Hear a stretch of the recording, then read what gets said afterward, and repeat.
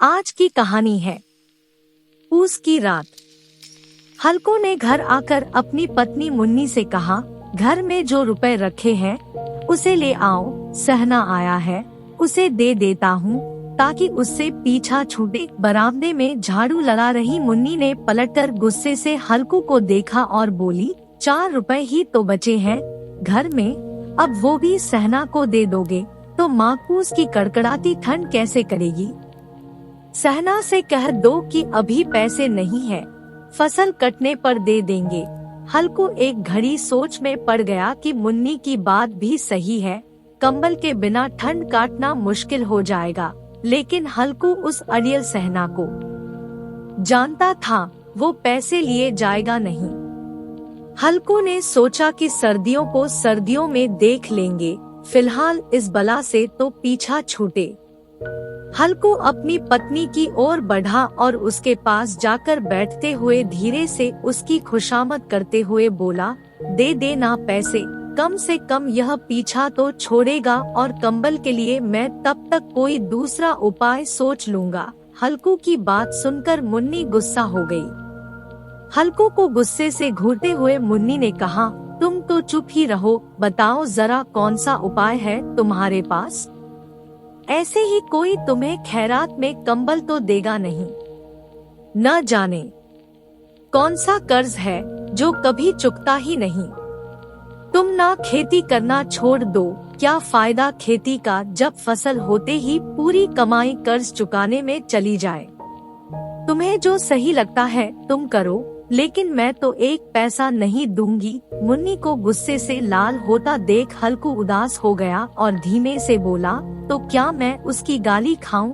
उसकी बात सुनकर मुन्नी का मन पसीज गया और आवाज में थोड़ी नरमी लाते हुए वह बोली, ऐसे कैसे वह गाली देगा, क्या उसका राज चलता है यहाँ। मुन्नी जानती थी कि हल्को की बात में कड़वी सच्चाई है, इसलिए वह उठी और चुपचाप कमरे से रुपए निकाल कर ले आई और हल्को को थमाते हुए बोली, मैं फिर कह रही हूँ तुम यह खेती बाड़ी छोड़ दो, मजदूरी करोगे तो कम से कम किसी की सुननी तो नहीं पड़ेगी और 2 वक्त का खाना तो नसीब होगा। मुन्नी की बात सुनकर हल्को चुपचाप सिर झुकाए रुपए लेकर बाहर चला गया।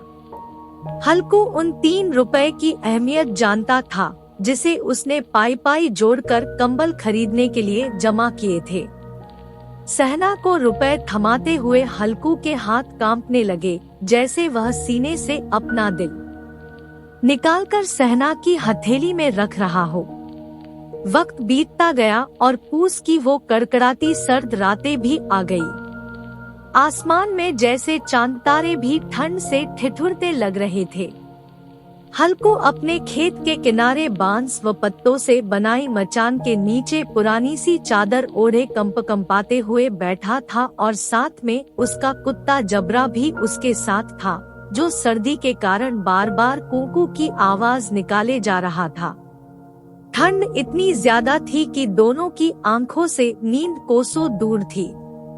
सर्दी से खुद को बचाने के लिए हल्को ने अपनी गर्दन को घुटनों से सटाते हुए अपने कुत्ते की ओर देखते हुए कहा, जब पता था कि यहाँ इतनी ज्यादा ठंड है तो क्यों मेरे पीछे पीछे खेतों में आ गया। घर में होता तो कम से कम 4 दीवारी में इतनी ठंड तो न लगती। अब पड़े रहो ठंड में यहाँ। अब जबरा शांत हो गया था, शायद उसे पता चल गया था कि उसके मालिक को कूकू की आवाज से नींद नहीं आ रही है। इसके बाद हल्को गर्दन को घुटनों पर सटाए सोचने लगा, सब किस्मत की बात है। हम यहाँ ठिठुरते हुए रात काट रहे हैं और वो पैसे वाले बिना कुछ किए ही मजा लूट रहे हैं। इसके बाद हल्को ने चिलम भरी और ठिठुरते हुए उसे पीने लगा। हल्को ने अपने कुत्ते जबरे को देखा और कहने लगा, आज यह रात किसी तरह काट ले, कल मैं तेरे लिए यहाँ पुआल बिछा दूंगा, तब ज्यादा ठंड न लगेगी। हल्को वहीं जमीन पर लेट गया और सोचा कि कुछ देर के लिए आँख मूंद कर सो लूं, लेकिन जैसे ही उसने आंखें बंद की, ठंड की चुभन जैसे पूरे शरीर में सुइयां चुभोने लगी। कुछ देर करवट बदलने के बाद हल्कू पूस की रात को कोसते हुए उठकर बैठ गया। जब सब कुछ करने के बाद भी ठंड जाने का नाम ही नहीं ले रही थी, तो हल्कू ने पास बैठे अपने कुत्ते को उठाया और उसे गोद में लेकर लेट गया। ठंड से बचने के लिए जबरे के शरीर से आ रही दुर्गंध को भी हल्कू ने नजरअंदाज कर दिया। जबरे को भी गर्माहट मिल रही थी और उसने भी आंखें मूंद ली थी और सोने की कोशिश कर रहा था कि तभी जबरे को कोई आहट सुनाई दी और वो एकदम सावधान की मुद्रा में खड़ा हो गया। जबरा अचानक मचान से बाहर निकला और इधर उधर दौड़ते हुए जोर जोर से भौंकने लगा। कुछ देर यहाँ वहाँ भौंकने के बाद जबरा दोबारा हल्कू से सटकर बैठ गया। ऐसे ही रात का 1 और घंटा बीत गया और ठंड कम होने का नाम ही नहीं ले रही थी। हल्कू उठकर बैठ गया। वो दोनों हाथों से टांगों को कसकर पकड़े हुए घुटनों पर सिर टिकाए बैठा था। ठंड में हल्कू को लगा कि जैसे उसका खून जम गया हो और वह बेबसी से बस सुबह होने का इंतजार करने लगा। हल्कू के खेत के सामने ही आम का एक बड़ा सा बाग था, जिसे देखकर वह सोचने लगा कि पतझड़ शुरू हो चुकी है और जरूर इन पेड़ों से पत्तियां झड़ी होंगी, तो क्यों ना इसके सूखे पत्ते लाकर देर तक आग सेंक लूं। हल्कू ने सोचा कि वह पत्तियां उठाने तो चला जाए, पर कहीं रात के अंधेरे में उस पर कोई जानवर हमला न कर दे और उसे ऐसे देखकर कोई भूत ना समझ ले। कुछ देर यूं ही सोचने के बाद हल्कू एकदम से उठा और एक सूखे पौधे को उखाड़कर उसे मशाल की तरह जलाकर पेड़ों की ओर चल पड़ा। अपने मालिक को जाता देख जबरा भी झट से उठ गया और दुम हिलाते हुए हल्कू के पीछे हो लिया। पेड़ों के पास पहुंचकर हल्कू ने उन विशाल पेड़ों को देखा, जो अंधेरे में और भी डरावने लग रहे थे। अपने मन के डर को दबाते हुए हल्कू नीचे झुका और पेड़ों के आसपास पड़ी पत्तियों को बटोरने लगा।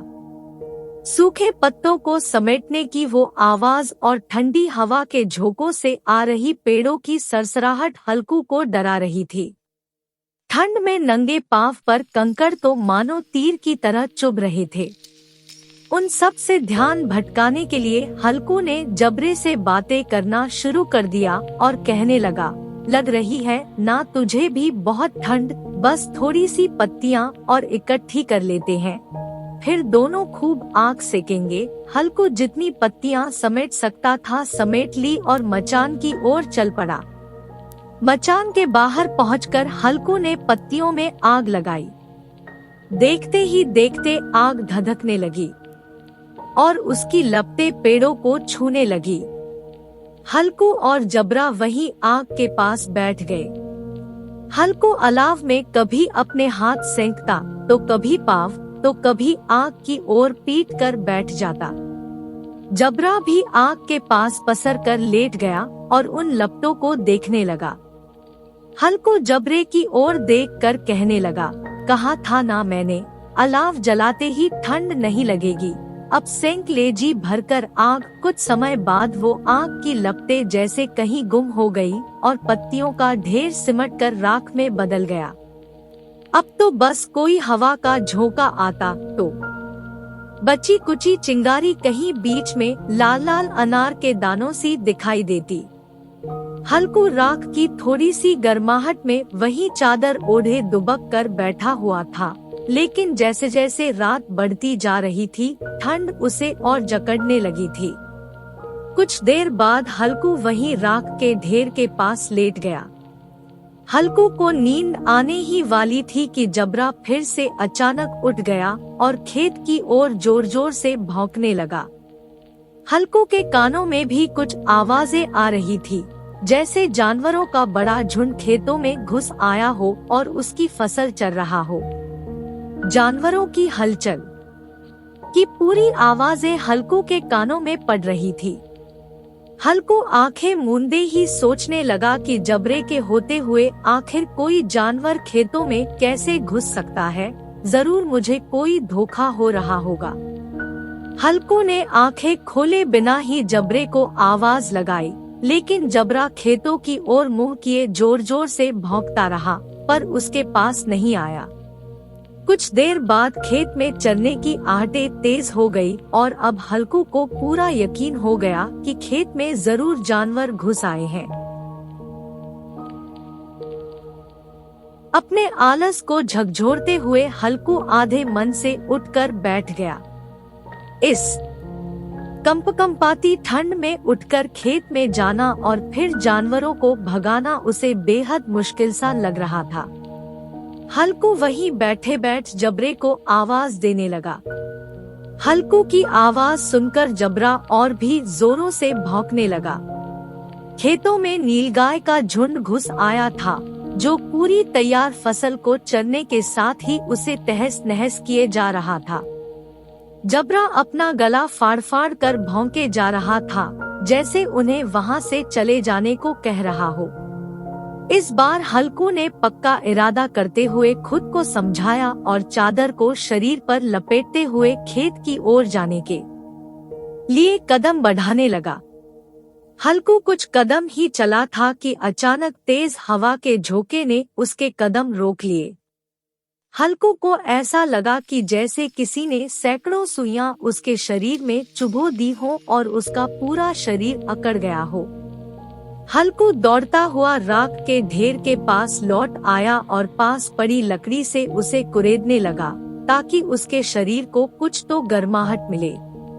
जबरा खेतों के पास भौंकता रहा और हल्कू उस राख के ढेर के पास सिकुड़ कर बैठा रहा, जैसे उसे किसी ने जकड़ रखा हो। नीलगाय के झुंड ने देखते ही देखते पूरे खेत को तहस नहस कर दिया। हल्कू उसी राख के ढेर के पास चादर ताने सो गया और जानवरों के जाने के बाद जबरा भी हांफते हुए हल्कू के पास आकर बैठ गया। सुबह जब हल्कू की आँख खुली तो दिन चढ़ आया था और धूप निकल आई थी। सामने बैठी मुन्नी उसे गुस्से से घूरते हुए जोर जोर से कह रही थी, दिन भर सोए रहोगे क्या? उठकर देखो तो सही, जानवरों ने पूरी फसल का क्या हाल कर दिया। अब हम क्या करेंगे? तुम्हारे रात में खेत में होने का क्या फायदा? अगर चादर तान कर सोना ही था तो घर पर ही पड़े रहते। मुन्नी को चुप होते ना देख हल्कू धीरे उठा और उससे पूछा, क्या तुम खेत से होकर आ रही हो? क्या सच में हमारी पूरी फसल तबाह हो गई है?